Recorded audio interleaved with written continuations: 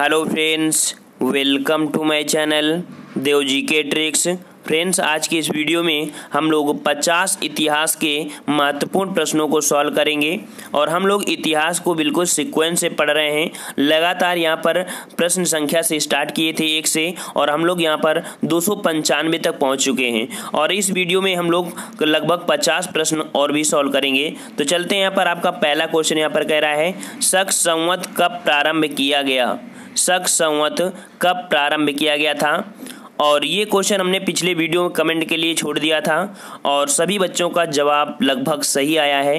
यहाँ पर 295 का ऑप्शन राइट हो जाएगा आपका बी, अर्थात 78 ईस्वी। ठीक है, 78 ईस्वी में आपका शक संवत आपका प्रारंभ किया गया था कुषाण राजा के द्वारा, जो कि कनिष्क थे। ठीक है ना। चलिए नेक्स्ट क्वेश्चन आपसे यहाँ पर कह रहा है, विक्रम एवं शक संवतों में कितना अंतर होता है? ठीक है, जो विक्रम संवत होता है और आपका शक संवत होता है उसमें कितना अंतर होता है?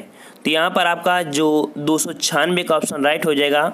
यहाँ पर आपका सी हो जाएगा 135 वर्ष का। कितना? 135 वर्ष का अंतर होता है आपके विक्रमी संवत और आपके शक संवत में होता है। नेक्स्ट क्वेश्चन आपसे कह रहा है, विक्रम संवत कब से प्रारंभ हुआ? विक्रम संवत कब से प्रारंभ हुआ?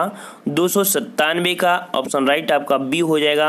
57 ईस्वी पूर्व में आपका विक्रम संवत आपका प्रारंभ हुआ था। नेक्स्ट क्वेश्चन आपसे कह रहा है, अश्वघोष किसका समकालीन था? जो अश्वघोष थे वो किसके समकालीन थे? ये थे आपके जो कि ऑप्शन सी कनिष्क के शासनकाल में थे। ठीक है, इनके समकालीन आपके थे अश्वघोष। नेक्स्ट कह रहा है आपसे यहाँ पर कि निम्नलिखित में से कौन एक कनिष्क के दरबार से संबंधित नहीं थे? अर्थात यहाँ पर कौन कनिष्क के दरबार में नहीं रहते थे? 299 का ऑप्शन राइट आपका यहाँ पर हो जाएगा पतंजलि। पतंजलि नहीं रहते थे, लेकिन अश्वघोष, नागार्जुन, चरक जैसे ये महान आपके जो रहते थे कवि वगैरह, ये आपके कनिष्क के दरबार में रहते थे।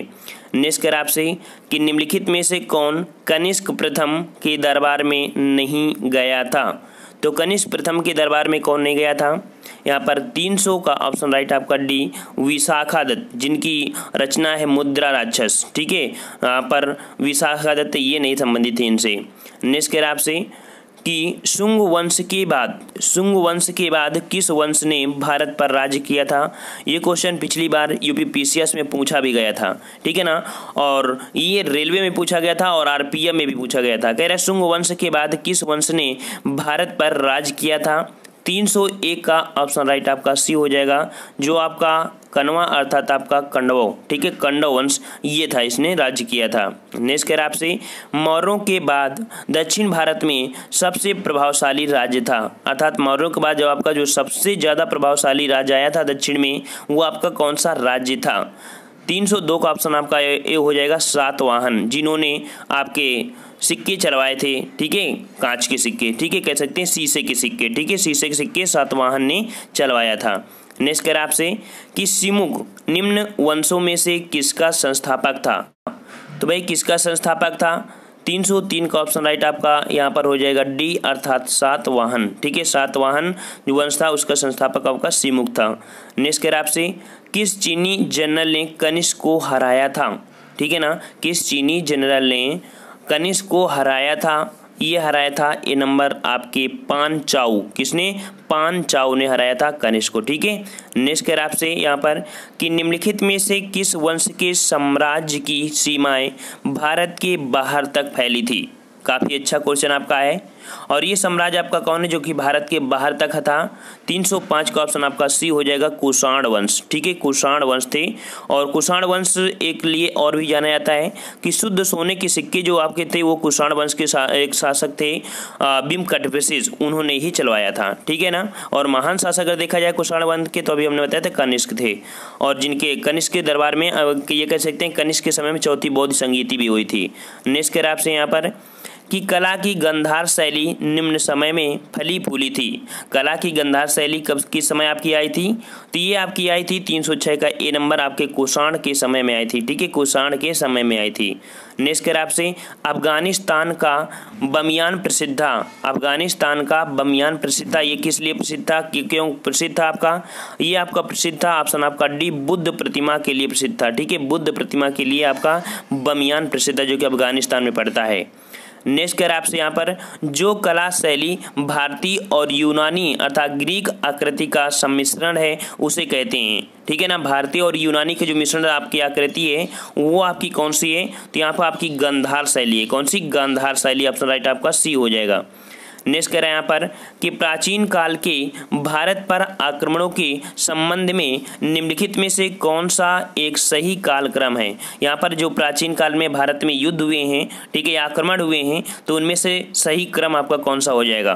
तो यहाँ पर देखिए आपके सबसे पहले आए थे यूनानी, फिर शक, फिर कुषाण, अर्थात ऑप्शन राइट आपका ए हो जाएगा, यूनानी, शक, फिर आपका कुषाण हो जाएगा। ठीक है, चलिए नेक्स्ट क्वेश्चन आपसे यहाँ पर कह रहा है, पहला ईरानी शासक जिसने भारत के कुछ भाग को अपने अधीन किया था, ये आपका पहला ईरानी शासक था। कौन? तो ऑप्शन आपका हो जाएगा सी, अर्थात डेरियस प्रथम। डेरियस प्रथम था पहला ईरानी शासक जिसने भारत के कुछ भाग को अपने अधीन कर लिया था।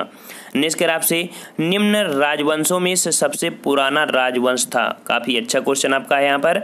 तो निम्न राजवंशों में से सबसे पुराना राजवंश यहाँ पर दिया गया है, ऑप्शन के अकॉर्डिंग देखना है आपको, चालुक्य, पल्लव, राष्ट्रकूट, सातवाहन।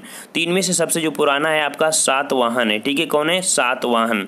नेक्स्ट कह रहा है आपसे यहाँ पर कि आंध्र सातवाहन राजाओं की सबसे लंबी सूची किस पुराण में मिलती है? ठीक है, तो किस पुराण में मिलती है? ये आपका है मत्स्य पुराण, जो कि सबसे पुराना मत्स्य पुराण माना जाता है। ये आपका मत्स्य पुराण है। ठीक है ना। नेक्स्ट कह रहा है आपसे यहाँ पर, सातवाहनों की राजधानी अवस्थित थी। सातवाहनों की राजधानी क्या थी? तो सातवाहनों की राजधानी यहाँ पर 313 का ऑप्शन आपका हो जाएगा ए नंबर, अमरावती में। कहाँ पर? अमरावती में। ऑप्शन राइट आपका ए सही हो जाएगा यहाँ पर। नेक्स्ट कह रहा है आपसे, राजा खारवेल का नाम जुड़ा है। तो राजा खारवेल का जो कह सकते हैं जो युद्ध हुआ था कलिंग का, ठीक है ना, वही आपके ये राजा हैं जो कि अशोक के साथ हुआ था। ये किस लेख में आपका दिया गया है कि राजा का नाम जुड़ा है? आपका ऑप्शन राइट आपका यहाँ पर सी हो जाएगा, हाथी गुम्फा का लेख के साथ आपका जुड़ा है राजा खारवेल का नाम। ठीक है ना। और नेक्स्ट क्वेश्चन की ओर आते हैं। क्वेश्चन यहाँ से आप कह रहा है कि कलिंग नरेश खारवेल, ठीक है, अभी हमने बताया था कि कलिंग नरेश खारवेल निम्न में से किस वंश से संबंधित थे? काफ़ी अच्छे क्वेश्चन लेके आए हैं आपके लिए। तो यहाँ पर देखिए कलिंग नरेश जो थे वो किस वंश से आपके संबंधित थे? 315 का ऑप्शन राइट आपका ए हो जाएगा, चेदी वंश से संबंधित आपके कलिंग नरेश जो कि खारवेल। नेक्स्ट कर आपसे कि निम्नलिखित राजाओं में से किसका जैन धर्म के प्रति भारी झुकाव था? जैन धर्म की बात कर रहा है तो जैन धर्म के प्रति भारी झुकाव था किसका? तो यहाँ पर कर सकते हैं लगाव या कुछ भी कह सकते हैं, तो आपका सी खारवेल का था। ठीक है, खारवेल का। तो नेक्स्ट कर आपसे कि पूर्वी रोमन शासक जो कि जस्टिनियन का सर्वाधिक महत्वपूर्ण योगदान किस क्षेत्र में था? तो सर्वाधिक महत्वपूर्ण योगदान आपका जस्टिनियन का था किस क्षेत्र में? तो आपका ऑप्शन राइट आपका ए हो जाएगा, विधि के क्षेत्र में। ठीक है, विधि के क्षेत्र में था। अब आपको पढ़ना है यहाँ पर गुप्त एवं गुप्तोत्तर काल। ठीक है, यहाँ पर आपका क्वेश्चन कह रहा है गुप्त वंश ने अवधि में शासन किया था। गुप्त वंश कितने अवधि से कितने अवधि में शासन किया है? देखिए गुप्त वंश देखा जाए बहुत ही महत्वपूर्ण आपका वंश होता है। यहाँ से क्वेश्चन आपके ढेर सारे मिलते हैं क्योंकि मंदिर जो आपके प्रचलित हुए हैं, सबसे ज्यादा मंदिर बनाए हैं, इसीलिए गुप्त काल को स्वर्ण काल भी कहते हैं। ठीक है ना। तो गुप्त काल जो चला था वो आपका चला था यहाँ पर जो कि आपका 319 ईस्वी से लेके 500 ईस्वी तक आपका चला था गुप्त संवत। ठीक है, गुप्त साम्राज्य। भारत का नेपोलियन किसे कहा जाता है? भारत का नेपोलियन, तो भाई भारत का नेपोलियन किसे कहते हैं? तो देखिए 319 का ऑप्शन राइट आपका डी हो जाएगा, समुद्रगुप्त को बोलते हैं भारत का नेपोलियन। इसका समुद्रगुप्त का साम्राज्य बहुत दूर तक फैला था, इसलिए भारत का नेपोलियन भी इसे बोला जाता है। नेक्स्ट कर आपसे यहाँ पर कि निम्नलिखित में से किस गुप्त राजा का एक अन्य नाम देवगुप्त था? एक अन्य नाम देवगुप्त था। तो ये आपके कौन है? तो 320 का ऑप्शन आपका 320 का ऑप्शन बी हो जाएगा, चंद्रगुप्त द्वितीय। ठीक है, कौन? चंद्रगुप्त द्वितीय थे। नेक्स्ट कर आपसे प्रथम गुप्त शासक जिसने परम भागवत की उपाधि धारण की थी। परम भागवत की उपाधि किसने धारण किया था?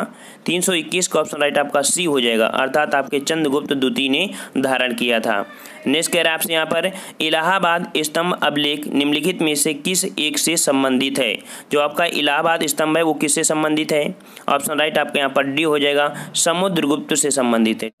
नेक्स्ट क्वेश्चन आपसे कह रहा है प्रयाग प्रशस्ति किसके सैन्य अभियान के बारे में जानकारी देती है? ठीक है ना। तो आपका जो प्रयाग प्रशस्ति है ये सैन्य अभियान किसके बारे में जानकारी देता है?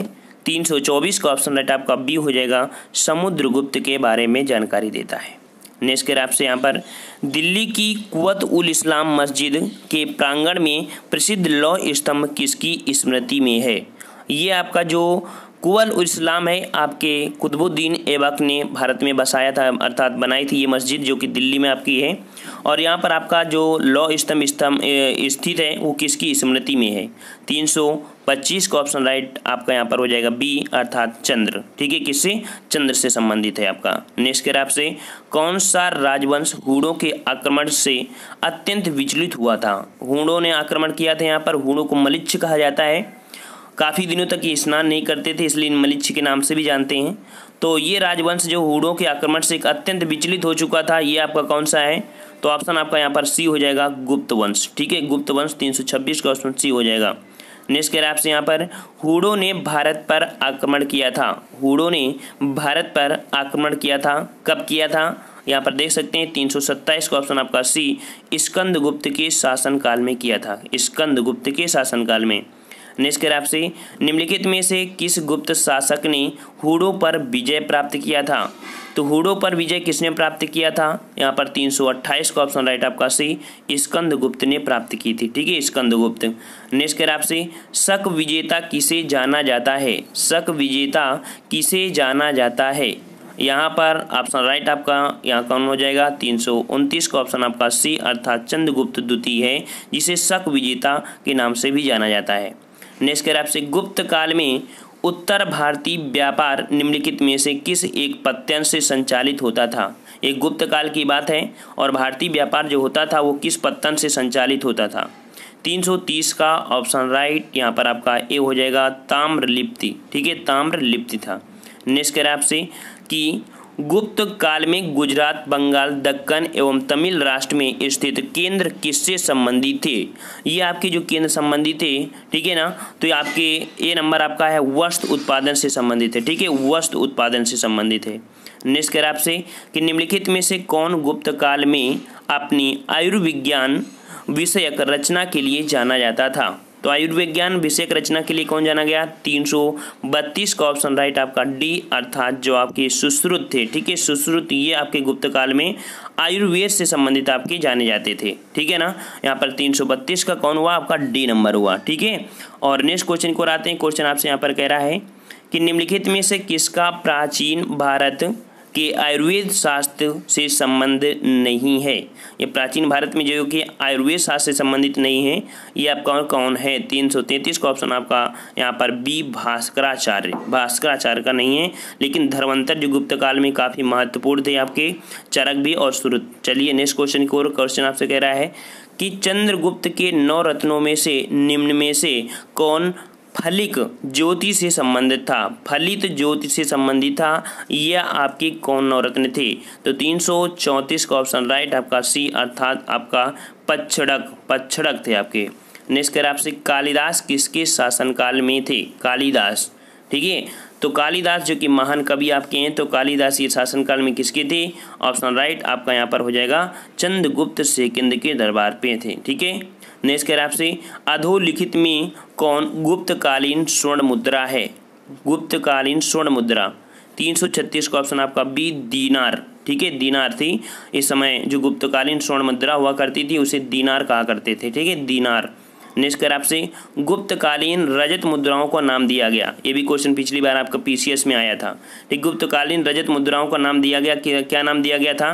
तो ऑप्शन आपका सी, रूपक बोला जाता है। ठीक है, रूपक। ठीक है, छोटे छोटे क्वेश्चन आपके काफ़ी महत्वपूर्ण होते हैं।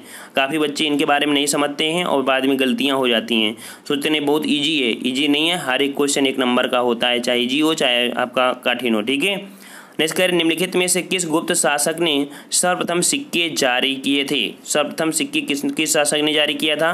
काफ़ी महत्वपूर्ण है आपका ये क्वेश्चन। 328 का ऑप्शन राइट आपका यहाँ पर कौन सा हो जाएगा? ए नंबर, अर्थात चंद्रगुप्त प्रथम ने जारी किया था।